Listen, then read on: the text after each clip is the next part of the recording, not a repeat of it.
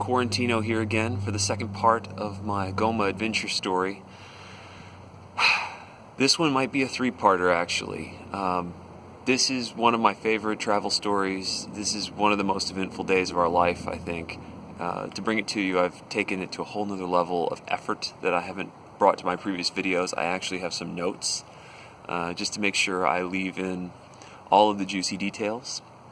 If you've watched part one of the Congo story, we had traveled from Kenya to Goma. We've just crossed over into the Congo, and we've just taken a bullet-ridden cab to the center that governs the park in Goma. So we had arranged previously for transportation from Goma to the park for the 15 miles, and they had charged us something outrageous, like $45 each for a cab ride for 15 miles. It seemed like a lot, especially for Africa, where the average monthly salary in the Congo is something like $13. So we get to the center and we tell them who we are and that we've arranged transportation in advance. And they tell us that it's too late in the day and they can't get there. And we look up at the sky and we see that it is maybe 1 in the afternoon and the weather is beautiful, and we think that they're ripping us off. We've run across this several times in Africa. I don't know if it sounds a little bit racist or not, but our experience in sub-Saharan Africa was that most people looked at us as big white wallets, and we got begged a lot. So we thought that this was maybe more of the same, and that it wasn't too late and they were just trying to shake us down. So we have a really tight schedule to see the guerrillas, and we're kind of in an active war zone, so we don't want to spend any more time than necessary. So we try to negotiate with them, and they insist that the campsite that we had booked, it's just not possible to get there. And instead, they say that they have a quote-unquote luxury hotel that we can maybe get to if we leave right now. And the luxury hotel is $400 a night. At this point, I just go ballistic, and I refuse to negotiate with him because I'm just really tired of people begging and trying to shake us down and without any creativity. Susan keeps a calmer head, and she negotiates the rate of the luxury hotel down from like $400 a night to $200 a night or something like that. Still outrageous, but I'm like, fine, whatever. So they say, okay. So they're like, wait out front. Your transportation will be there in a second. I'm expecting a 15-passenger van, maybe a cab, another bullet hole riddled cab. What rolls up is a military transport vehicle, the kind with tires that would like come up to my chest, like 4 or 5 foot high tires, an armored cab, and an area to transport troops in the back. And this is driven by a 90-pound, 6-foot-tall African guy with the darkest skin I've ever seen, wearing a 1990 Seattle Supersonics green and gold tracksuit with an AK-47 slung over his shoulder. It's a sight. So we're told that this guy speaks no English at all.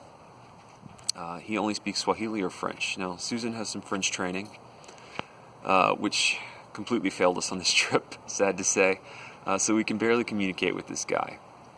So we go up and we throw our bags in the back, and we're about to climb in the back, and the driver, who speaks no English apparently, speaks enough to say, "No, not safe."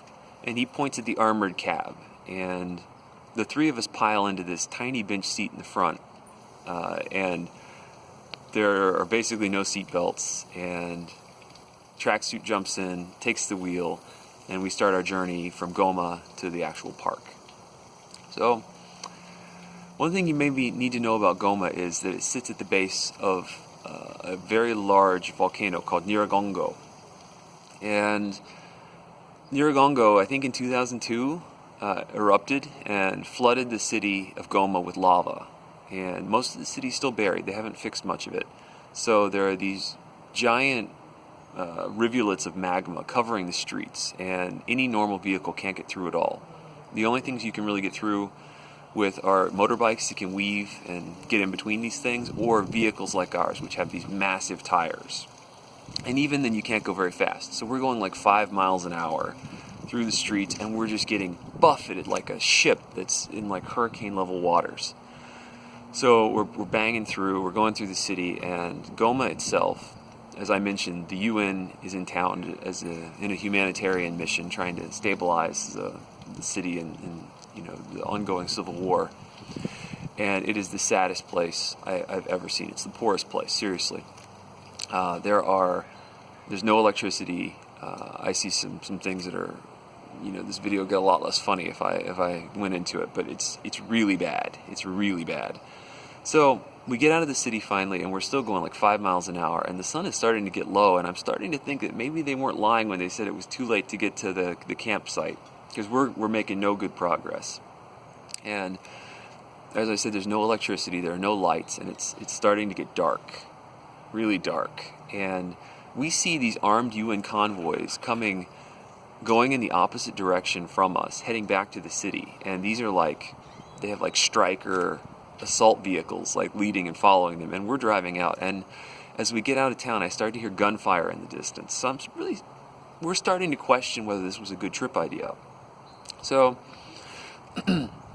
after 3 or 4 of these convoys pass, we have a little discussion about whether we should keep going, and we decide that we need to keep going because we can't communicate to Tracksuit, who's driving in complete silence next to us, that we want to go back. So we press on, and the sun's setting, and we haven't seen any convoys for 20 minutes or so, and we come around this corner, and out in front of us, maybe 70 yards away, a pickup truck pulls out, blocking the road in front of us, and in the back of the pickup truck there's a .50 caliber machine gun mounted, and the back of the truck's also full of soldiers.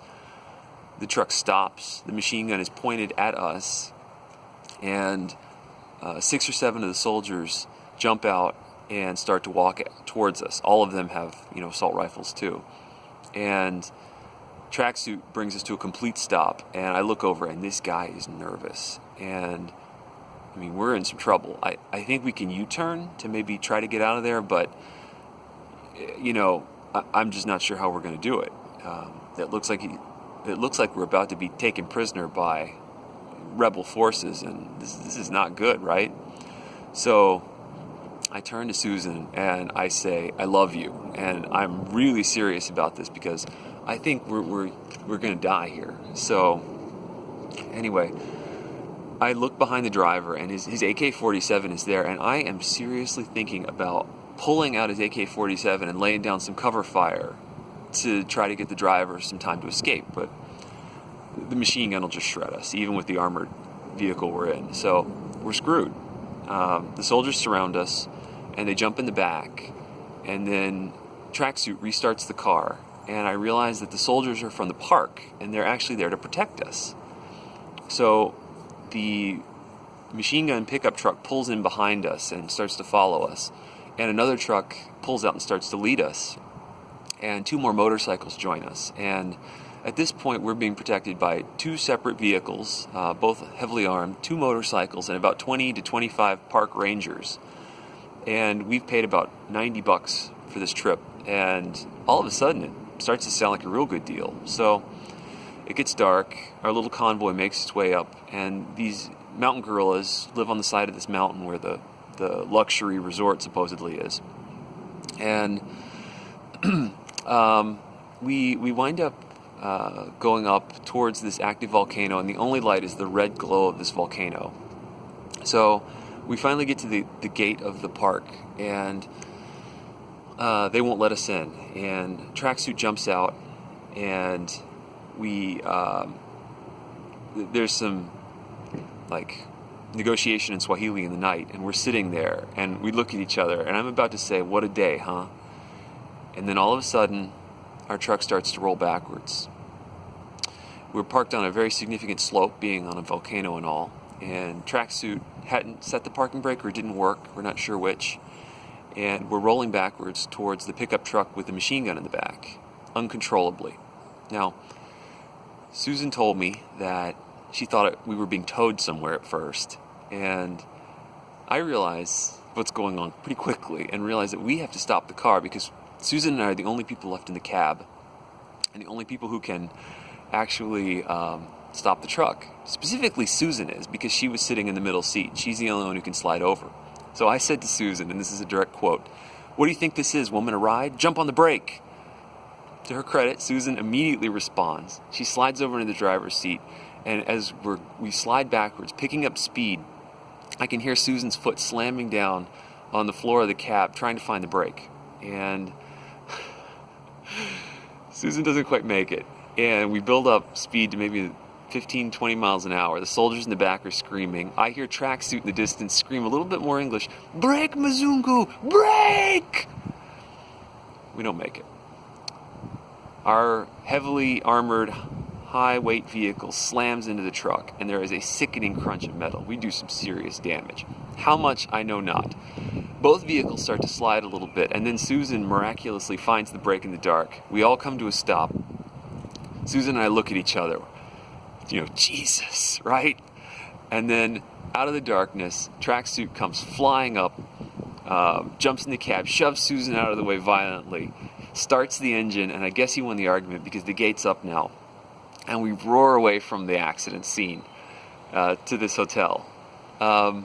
We are coming up on the hard cap for my camera, so I'm going to have to finish the story. We didn't even get through like 2 hours in the Congo. But I will tell you next about the luxury hotel, visiting mountain gorillas, and a riot that Susan starts. I'll also explain where all the dogs in the Congo aren't. Until next time, Quarantino.